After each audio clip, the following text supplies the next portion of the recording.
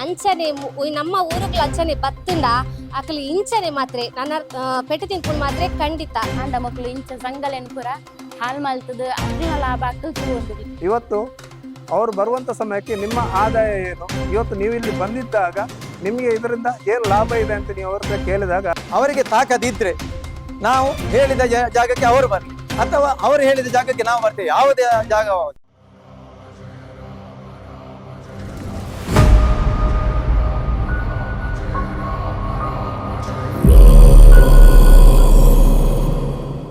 ಯಾಲ್ನ ಒಂಜಿ ಸಂಗಡ್ ಪುರ ಉಳ್ಳೆ ಎಂಕಲ್ನ ಒಕ್ಕುಟಡ್ ಒಂಜಿ 30 ಸಂಗಲ್ ಉಲ್ಲ.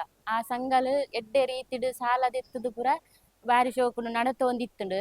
ಆಂಡ ಇತ್ತೆ ಅವೇ ರವೀಂದ್ರ ಶೆಟ್ಟಿ ಬೊಕ್ಕ ಸಂತೋಷ್ ಶೆಟ್ಟಿ ಪನ್ಪುನಕ್ಲು ಬತ್ತದು ಎಂಕಲ್ನ 2-3 ಸಂಘದ ಸದಸ್ಯರನ್ನ ಮಂಡೆನ್ ಪುರ ಹಾಲ್ ಮಲ್ತದೇರು. ಇಜಾನ್ನ ಪಂಡುದು ಕೊರ್ದು ಸಂಘದ ಸಾಲನ್ ಕಟ್ಟೋರ್ಚಿ ಅವು ಮನ್ನ ಹಾಪುಂಡು ಸೌಜನ್ಯಗ್ ನ್ಯಾಯ ತಿಕ್ಕಿ ಬೊಕ್ಕ ಕಟ್ಟು ಬಂದು ಪುರ ಪನೊಂದುಲ್ಲೇರು. ಪಂಡ ಅಕ್ಲೆಗ್ ಪೂರ ಅಂಚಾಕ್ಲು ಪಂಡುದು ಕೊರ್ತೇರು. ಎಂಕ್ಲ್ನ ಸಂಗಡ್ ಸದಸ್ಯರು ಪೂರ ಸಾಲದೆತ್ತದು ಎಡ್ಡೆ ರೀತಿ ಅಭಿವೃದ್ಧಿ ಆವೊಂದಿತ್ತೇರು. ಬಡವೇರು ಮಸ್ತ್ ಜನ ಬಡವೇರು ಪೂರ ಇಪ್ಪುನು ಎಂಕ್ಲ್ನ ಸಂಗಡ್. ಆಂಡ ಇತ್ತ ಅಕ್ಲೇರ್ದವರ ಒಂಜೊಂಜಿ ಸಂಗಡ್ 2 ಜನ ಕಟ್ಟುಜಿಂದ ಬಾಕಿದ ಸಂಘದ ಅಕ್ಲೆಗ್ಲ ಮಸ್ತ್ ತೊಂದರೆ ಆವೊಂದುಂಡು. ಅಕ್ಲ್ನ ಇಲ್ಲಲ್ದ ಬೇಲೆ ವ್ಯವಹಾರ ಮಾತ ಉಂತೊಂದುಂಡು. ಮುಕ್ಲೇರ್ದವರ ಬಾಕಿದ ಅಕ್ಲೆಗ್ಲ ಸಾಲ ಪೂರ ಕೊರ್ರ ಮಸ್ತ್ ಬಂಗ ಆಪುಂಡು ಎಂಕ್ಲೆಗ್. ಆಂಡ ಮಕ್ಳು ಇಂಚ ಸಂಗಲೆನ್ ಪೂರ ಹಾಲ್ ಮಲ್ತದ ಅಕ್ಲ್ನ ಲಾಭ ಅಕ್ಕಲ್ ತೂವೊಂದುಲ್ಲೇರ. ಆಂಡ ಸಂಘದ ಅಕ್ಲೆಗ್ ನೆಟ್ಟು ಮಾತ ನಷ್ಟ ಆಪುನ ಒಂದೇನು ನಮ್ಮ ಸಂಘದ ಸದಸ್ಯರು ಮಾತ ತೆರಿಯೋ ನೋಡು. ಅಂಡ ಇಂಚ ಪೂರ ಮಲ್ಪುನ ಅಕ್ಲ ಮಿತ್ ಒಂಜಿ ಕ್ರಮ ದೆತ್ತೋ ನೋಡು ಎಂಕ್ಲ ಪೂರ ಮನವಿ. ಮುರನಿ ಲಂಚನೆ 2 ಜನ ಪೋದು ಒಂಜಿ ಇಲ್ಲಡ್ ಸಂಘದ ಧರ್ಮಸ್ಥಳ ಯೋಜನೆದ ಸಂಘದ ಕಾಸ್ ಕಟ್ಟೋರ್ಚಿ ಪೂರ ಪಂಡದು ಬೈದೇರು. ಆಂಡ ಐಕ್ಕಕ್ ಧರ್ಮದ ಏಟು ತಿಂತೇರು. ಅಂಚನೆ ನಮ್ಮ ಊರುಗಳ ಅಂಚನೆ ಬತ್ತುಂಡ ಅಕ್ಲು ಇಂಚನೆ ಮಾತ್ರ ನನ್ನ ಪೆಟ್ಟು ತಿನ್ಪುಂಡು ಮಾತ್ರ ಖಂಡಿತ. ನನ್ನ ಹೆಸರು ಪ್ರಕಾಶ್ ಅಂತೇಳಿ, ನಾನು ಒಗ್ಗ ವಲಯದ ಸೌರ ವಿಪತ್ತು ನಿರ್ವಹಣಾ ದಳದ ಮಾಸ್ಟರ್ ಆಗಿ ಯೋಜನೆಯಲ್ಲಿ ನಾನು ಇದ್ದೀನಿ. ಜೊತೆಗೆ ಇವತ್ತಿನ ದಿನಗಳಲ್ಲಿ ಸಾಕಷ್ಟು ವೈರಲ್ ಆಗತಕ್ಕಂಥ ವಿಚಾರಗಳೇನೆಂದರೆ ಸಂಘದ ದುಡ್ಡುಗಳನ್ನು ಕಟ್ಟಬೇಡಿ ಅಂತ ಹೇಳಿ ರವೀಂದ್ರ ಶೆಟ್ಟಿ ಮತ್ತು ಸಂತೋಷ್ ಶೆಟ್ಟಿ ಅವರು ಊರೆಲ್ಲ ಅದರ ಗಾಬನ ಮಾಡ್ತಾ ಇದ್ದಾರೆ.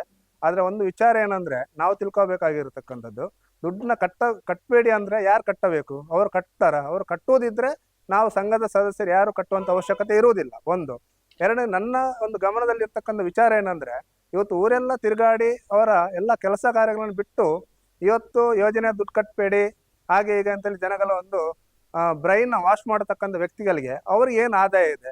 ಅವ್ರು ಬರ್ತಕ್ಕಂಥ ಆದಾಯ ಎಲ್ಲಿಂದ?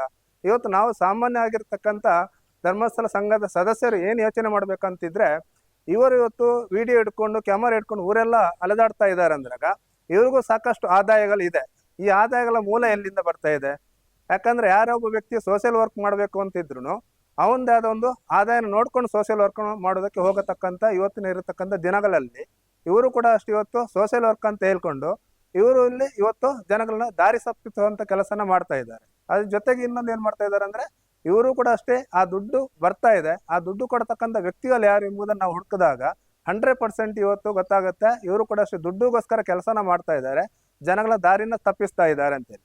ಇದನ್ನ ಇವತ್ತಿನ ದಿನಗಳಲ್ಲಿ ನಾವು ನಿನ್ನೆ ನಡೆದಿರ್ತಕ್ಕಂಥ ನಮ್ಮ ಉಡುಪಿ ಕಡೆ ನಡೆದಿರ್ತಕ್ಕಂಥ ವಿಚಾರ ಏನಂದ್ರೆ, ಕಾಪು ಉಡುಪಿಯಲ್ಲಿ ನಡೆದಿರ್ತಕ್ಕಂಥ ವಿಚಾರ ಏನಂದ್ರೆ, ಅಲ್ಲೂ ಕೂಡ ಅಷ್ಟೇ ನಮ್ಮಂತ ಎಲ್ಲಾ ಸಂಘದ ಸದಸ್ಯರಿಗೂ ಗೊತ್ತಾಯ್ತು ಇವತ್ತಾಗತಕ್ಕಂಥ ವಿಚಾರಗಳೇನಂದ್ರೆ ಎಲ್ಲ ಜನಗಳನ್ನ ಮೋಸ ಮಾಡ್ತಾ ಇದ್ದಾರೆ, ಜನಗಳನ್ನ ದಾರಿ ತಪ್ಪಿಸುವಂತ ಕೆಲಸನ ಮಾಡ್ತಾ ಇದ್ದಾರೆ ಅಂತ ಗೊತ್ತಾಗಿದ್ದಕ್ಕೆ ಇವತ್ತು ಅಲ್ಲಿನ ಜನಗಳು ಏನ್ ಮಾಡಿದ್ದಾರೆ, ಅವ್ರನ್ನ ಒಂದು ರೂಮಲ್ಲಿ ಹಾಕಿ ಕೂಡಾಕಿ ಎಲ್ಲಾ ವಿಚಾರಗಳನ್ನ ಬಾಯಿ ಬಿಡಿಸಿದಾಗ ಗೊತ್ತಾಯ್ತು ಇವರು ಕೂಡ ದುಡ್ಡುಗೋಸ್ಕರನೇ ಮಾಡ್ತಿರತಕ್ಕಂಥ ವಿಚಾರಗಳು ಅಂತೇಳಿ. ಇವತ್ತು ನಾವೆಲ್ಲ ಸಂಘದ ಸದಸ್ಯರು ಒಂದು ಅರ್ಥ ಮಾಡ್ಕೊಳ್ಳಿ, ಇದರಲ್ಲಿ ಧರ್ಮಸ್ಥಳ ಸಂಘದಲ್ಲಿರ್ತಕ್ಕಂಥ ನಾವು ಇವತ್ತು ಸಂಘದಿಂದ ನಾವು ದುಡ್ಡು ತೆಗೆದು ಅಲ್ಲಿರ್ತಕ್ಕಂಥ ದುಡ್ಡಲ್ಲಿ ನಾವು ನಮ್ಮ ಮನೆಗಳನ್ನಾಗಿರ್ಬೋದು, ನಮ್ಮ ಆರ್ಥಿಕ ಒಂದು ಸ್ವಾವಲಂಬನೆಯನ್ನು ಕೂಡ ಮಾಡೋದಕ್ಕೆ ಇವತ್ತು ಸಾಕ್ಷಿಯಾಗಿರ್ತಕ್ಕಂಥ ಸಂಘ ಇವತ್ತು ಧರ್ಮಸ್ಥಳ ಸಂಘ ಆಗಿದೆ. ಇಲ್ಲಿ ಪಾರದರ್ಶಕವಾಗಿ ಪ್ರತಿಯೊಂದು ಕೆಲಸ ಕಾರ್ಯಗಳು ನಡೀತಾ ಇದೆ. ಅದಕ್ಕಾಗಿರ್ತಕ್ಕಂಥ ನಮ್ಮ ನಿರ್ಣಯ ಪುಸ್ತಕದಲ್ಲಿ ಬೇಕಾಗಿರ್ತಕ್ಕಂಥ ಎಲ್ಲಾ ದಾಖಲೆಗಳನ್ನು ಕೂಡ ಅಂಟಿಸಿರುತ್ತಾರೆ.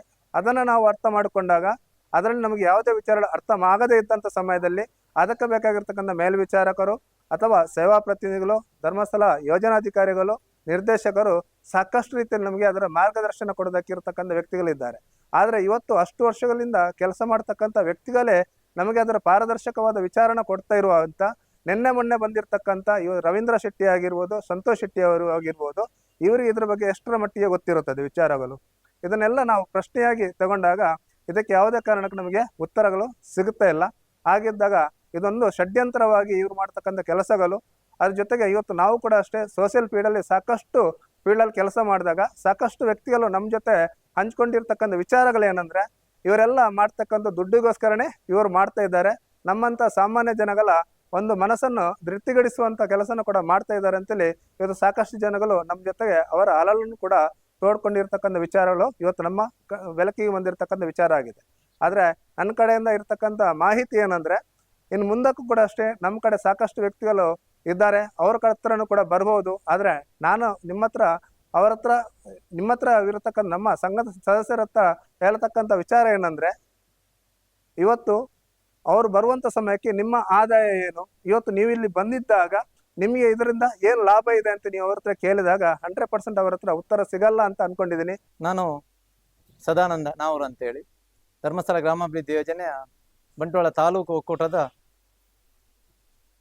ಅಧ್ಯಕ್ಷನಾಗಿ ಕಳೆದ ಒಂದು 5 ವರ್ಷದಿಂದ ಕೆಲಸ ಮಾಡ್ತಾ ಇದ್ದೆ. ರವೀಂದ್ರ ಶೆಟ್ಟಿ ಮತ್ತು ಸಂತೋಷ್ ಈ ಇಬ್ರು ಧರ್ಮಸ್ಥಳ ಯೋಜನೆಯನ್ನೊಂದು ಮುಳುಗಿಸ್ಬೇಕಂತ ಎನ್ನುವಂತ ಒಂದು ಹುಚ್ಚು ಸಾಹಸದಲ್ಲಿ ಅವರಿದ್ದಾರೆ. ಈ ರವೀಂದ್ರ ಶೆಟ್ಟಿ ಎನ್ನುವ ನಮ್ಮ ಧರ್ಮಸ್ಥಳ ಗ್ರಾಮಾಭಿವೃದ್ಧಿ ಯೋಜನೆಯಲ್ಲಿ ಸಾಧಾರಣ ಒಂದು 15 ವರ್ಷ ಸದಸ್ಯನಾಗಿದ್ದವ. ಅವನ ಪತ್ನಿ ಮೃತಪಟ್ಟಾಗ ಧರ್ಮಸ್ಥಳ ಗ್ರಾಮಾಭಿವೃದ್ಧಿ ಯೋಜನೆ ಇದೇ PRKಯಲ್ಲಿ 2 ಲಕ್ಷ ಹಿಡ್ಕೊಂಡೋಗಿ ಇವತ್ತು ಧರ್ಮಸ್ಥಳ ಗ್ರಾಮಾಭಿವೃದ್ಧಿ ಯೋಜನೆಯ ಬಗ್ಗೆ ಇಲ್ಲದನ್ನು ಹೇಳ್ತಾನೆ ಅಂತ ಹೇಳಿದ್ರೆ ಅದಕ್ಕೆ ಇನ್ನು ನಾವು ಸುಮ್ಮನಿರುವಂತ ವಿಷಯವಿಲ್ಲ. ಒಂದು ಸಂತೋಷ್ ಅವನಿಗೆ ನಮ್ಮ ಧರ್ಮಸ್ಥಳ ಗ್ರಾಮಾಭಿವೃದ್ಧಿ ಯೋಜನೆಯಲ್ಲಿ ಸಿಡ್ಬಿಯಲ್ಲಿ ಲೋನ್ ತಗೊಂಡು ಇವತ್ತು ವಿಡಿಯೋ ಇಟ್ಕೊಂಡು ಅದೇ ಧರ್ಮಸ್ಥಳ ಗ್ರಾಮಾಭಿವೃದ್ಧಿ ಯೋಜನೆಯಲ್ಲಿ ಯಾವುದೇ ಗಿಡದಲ್ಲಿ ಬೆಳೆದಿದ್ದಾನೆ ಆ ಮರವನ್ನೇ ಕಡಿಯುವಂತ ಹಂತಕ್ಕೆ ಮುಟ್ಟಿದ್ದಾನಂದ್ರೆ ಇದು ಅವನ ತುಂಬಿದ ಕೂಡ ಮುಗಿದಿದೆ. ಇನ್ನು ಅವನನ್ನು ಬಾಕಿ ಬಿಡುದಿಲ್ಲ. ಯಾಕಂದ್ರೆ ಈಗಾಗಲೇ ನಾವು ಪ್ರಥಮ ಬಾರಿ ಬಂಟ್ವಾಳದಲ್ಲಿ ಸಜಿಪದಲ್ಲಿ ಅವರಿಗೆ ಒಂದು ಸಣ್ಣ ಮಟ್ಟಿನ ರುಚಿ ತೋರಿಸಿದ್ದೇವೆ. ಮುಂದೆ ನಮ್ಗೆ ಎಲ್ಲಿಯಾದ್ರೂ ಇಂಥ ನಮ್ಮ ಎದುರು ಕದ್ದು ಈಗ ಕಲ್ಲರಂತೆ ಹಿಂದೆ ಬಂದವರು ಈ ವಿಡಿಯೋ ಮಾಡುದ ಅಥವಾ ನಮ್ಮ ಬಗ್ಗೆ ಬೇಡದನ್ನ ಹೇಳುದು ತಾಕತ್ತು ಇದ್ರೆ ನಮ್ಮ ಎದುರು ಬರಲಿ, ನಮ್ಮ ಬಗ್ಗೆ ಮುಖತ ಮಾತಾಡ್ಲಿ, ಯಾವ ಪ್ಲೇಸ್ ಅವ ಹೇಳಿದ ಜಾಗಕ್ಕೆ ನಾವು ಬರ್ತೇವೆ. ಅದು ಬಿಟ್ಟು 2-3 ಕಡೆ ಯಾರನ್ನ ಕುಡುಕರನ್ನು ಇಟ್ಕೊಂಡು ಬಂದು ನಮ್ಮ ಧರ್ಮಸ್ಥಳ ಗ್ರಾಮಾಭಿವೃದ್ಧಿ ಯೋಜನೆ ಬಗ್ಗೆ ಅವ ಮಾತಾಡೋ ಅಗತ್ಯ ಇಲ್ಲ. ಯಾಕಂದ್ರೆ 19 ವರ್ಷದಲ್ಲಿ ನಾನು ಏನಾಗಿದ್ದೆ, ನಾನು ಎಲ್ಲಿ ಮುಟ್ಟಿದ್ದೇನೆ ಅಂತ ಅವನಿಗೆ ಸಾಕ್ಷಿ ಸಮೇತ ತೋರಿಸ್ತೆ. ಬಂಟ್ವಾಳ ತಾಲೂಕಿನಲ್ಲಿ ಅಲ್ಲ, ಇಡೀ ಕರ್ನಾಟಕದಲ್ಲಿ ನಮ್ಮ ಸಂಘ ಎಷ್ಟು ಮುಂದುವರೆದು ಎಷ್ಟು ಬಡವರಿಗೆ ಉಪಕಾರ ಮಾಡಿದೆ ಅಂತ ಹೇಳುವುದನ್ನು ನಾವು ತೋರಿಸ್ತೇವೆ. ಅದಲ್ಲದಿದ್ರೆ ಅಲ್ಲಿ ಅವನ ನಮ್ಮ ಊರಿಗೆ ಬರೋದಾದ್ರೆ ನಮ್ಮ ಮನೆ ಹತ್ರವೇ ತೋರಿಸ್ತೇವೆ. ಇವರು ಕದ್ದು ಕಳ್ಳರಂತೆ ರಾತ್ರಿ ಹೋಗಿ 4 ಮಂದಿಗೆ ಕುಡಿಸಿ ಅವರ ಮನೆಯವರಿಗೆ ಇವರು ಇಲ್ಲಿ ವಿಡಿಯೋದಲ್ಲಿ ಮಾತಾಡಿ ನಂತರ ಮನೆಯವರಿಗೆ ಹೊಡೆಯುವಂತ ಸ್ಥಿತಿಯನ್ನು ನಮ್ಗೆ ತಿಳಿಸ್ತಾ ಇದ್ದಾರೆ.